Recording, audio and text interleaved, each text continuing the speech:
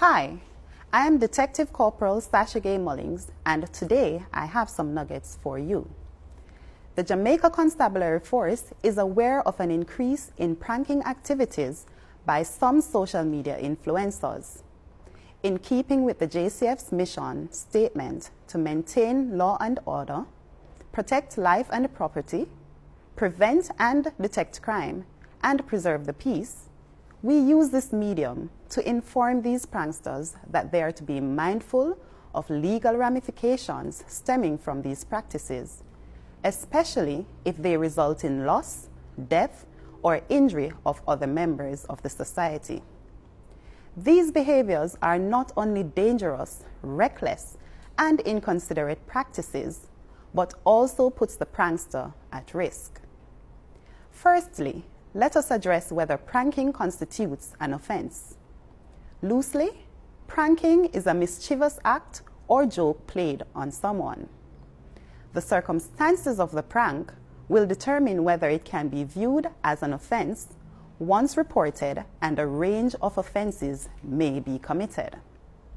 It should also be noted that in circumstances where a report is made and the police have expended resources to investigate a matter that turns out to be a prank, charges can be laid for creating public mischief.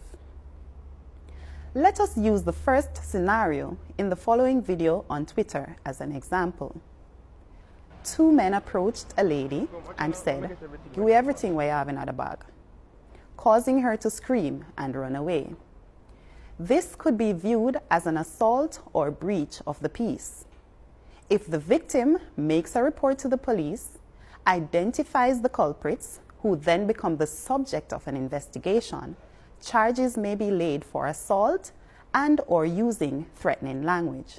Secondly, it is noted that in many of the pranking videos being circulated, imitation firearms are being brandished or allegations are being made by the pranksters that they possess firearms in order for the victims to comply. Note that both of these practices are related to offenses listed under the Firearms Prohibition, Restriction, and Regulation Act 2022.